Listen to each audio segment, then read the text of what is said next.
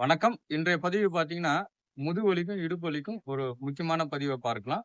நம்ம போடக்கூடிய பதிவு உங்களுக்கு புடிச்சிருந்ததுன்னா, நம்மள சேனல சப்ஸ்கிரைப் செய்யுங்க, ஷேர் செய்யுங்க. இப்போ பதிவ பார்க்கலாம். நம்ம இந்த நிலைக்கு வந்துர்றோம். வந்துட்டு கைகள இங்க வைங்க. வச்சுட்டு ஜஸ்ட் இந்த அளவு ரைஸ் பண்ணா போதும். இந்த நிலையில சாதாரண ஒரு மூச்சு. அதாவது இந்த நிலைக்கு செல்லும் பொழுது மூச்சு காத்து இழுப்போம். இங்க சாதாரண நிலை. டவுன் பண்ணும்போது மூச்சு காத்து வெளியில வரும். கால்கள் 2ம் ஒன்றாக இணைஞ்சு இருக்கணும். ஒரு 25 எண்ணிக்கை நம்ம செய்யலாம். 25 எண்ணிக்கைன்றது பார்த்தீங்கன்னா, 1, 2, 3 இது போல எண்ணிக்கையில 25 எண்ணிக்கை நம்ம செய்யலாம்.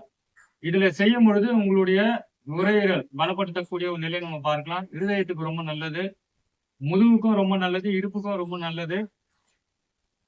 உங்களுடைய ஸ்பைனல் கார்டை பலப்படுத்தக்கூடிய ஒரு நிலையை நம்ம பார்க்கலாம். தைராய்டு கிளாண்டுக்கும் ரொம்ப நல்லது. உடல் பருமன் குறையும். சர்க்கரை வியாதிக்கும் ரொம்ப நல்லது. யூட்ரஸை பலப்படுத்தக்கூடிய ஒரு ஆற்றல் உண்டு. கையில் சேர்ந்த கொழுப்பும் குறையும். ஒரு 3 சுற்றுகள் நம்ம செய்யலாம். ஸ்லோவா டவுன் பண்றோம். இப்போ இன்னொரு சுற்று செய்றோம். கைய மெதுவா இங்க கொண்டு வரோம்.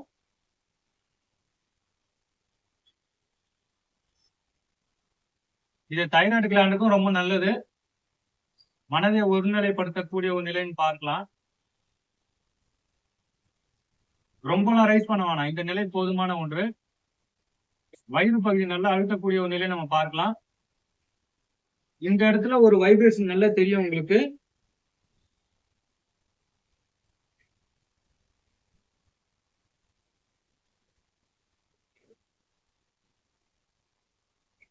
இப்ப பார்த்த நிலை பார்த்தீங்கன்னா, ஒரு புஜங்காசனத்துடைய ஒரு மாற்று நிலைன்னு பார்க்கலாம். இது வந்து பாம்போட ஒரு நிலையில இருப்பதனால, அதாவது ஒரு நலப்பாம்பு படம் எடுக்கின்ற தோற்றத்தில் இருப்பதனால, இதற்கு இந்த பெயர்ன்னு பார்க்கலாம். இந்த ஆசனம் செய்வதனால ஏற்படக்கூடிய நன்மைகள்ன்னு பார்த்தீங்கன்னா, தைராய்டு கிளாண்டுக்கு ரொம்ப நல்லது. உங்களுடைய முதுகுக்கும், இடுப்புக்கும் பலப்படுத்தக்கூடிய ஒரு ஆற்றல் உண்டு. வலிய சரி செய்யக்கூடிய ஒரு நிலையை நம்ம பார்க்கலாம். உடல் பருமன் குறையும். மோஷன் ப்ராப்ளத்துக்கு ரொம்ப நல்லது. கேஸ்ட்ரிக் ட்ரபிளுக்கு ரொம்ப நல்லது. இருதயம் மற்றும் நுரையீரல் நன்கு செயல்படக்கூடிய ஒரு நிலையை நம்ம பார்க்கலாம். தோள்பட்டையில சேருகின்ற அதாவது வலியும் சரி செய்யக்கூடிய நிலையை நம்ம பார்க்கலாம். கையில் சேருகின்ற கொழுப்பும் குறைகின்ற ஒரு ஆற்றல் உண்டு. பெண்களுக்கும் ஒரு மிக சிறந்த ஒரு பதிவாக நம்ம பார்க்கலாம். இது யாரு செய்ய வேண்டாம் என்று பார்க்கும் பொழுது, உங்களுக்கு அப்டமன்ல எதனா பிரச்சனை இருந்தால், இந்த பயிற்சி என்பது செய்ய வேண்டாம். இப்போ 2வது பதிவு பார்க்கலாம். இப்போ நம்ம இந்த நிலைக்கு வந்துர்றோம். வந்துட்டு கால இந்த நிலைக்கு கொண்டு போறோம். இந்த டைரக்ஷன்ல போகும்போது ஹெட் மாறும். கைகள் இந்த நிலையில இருந்தா போதும். அதாவது இங்க மூச்சு காத்து வெளியில போகும். இங்க மூச்சு காத்து இழுக்கப்படுகிறது.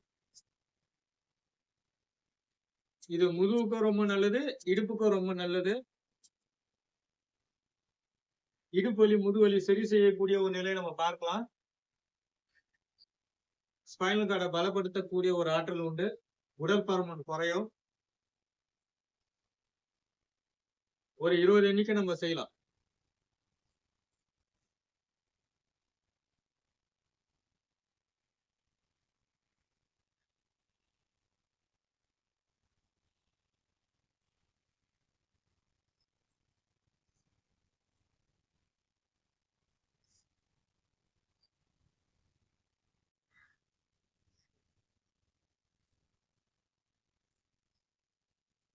இந்த போஸ்டர நம்ம செய்யும் பொழுது, உங்களுடைய இடுப்புக்கும் ரொம்ப நல்லது, முதுகுக்கும் ரொம்ப நல்லது. இருதயம் மற்றும் நுரையீரல் நன்கு செயல்படக்கூடிய ஒரு நிலையை நம்ம பார்க்கலாம்.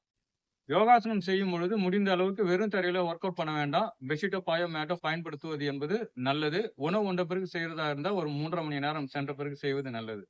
லிக்விட் டயட்டா எடுத்தீங்கன்னா, ஒரு 1/2 மணி நேரம் சென்ற பிறகு செய்வது நல்லது.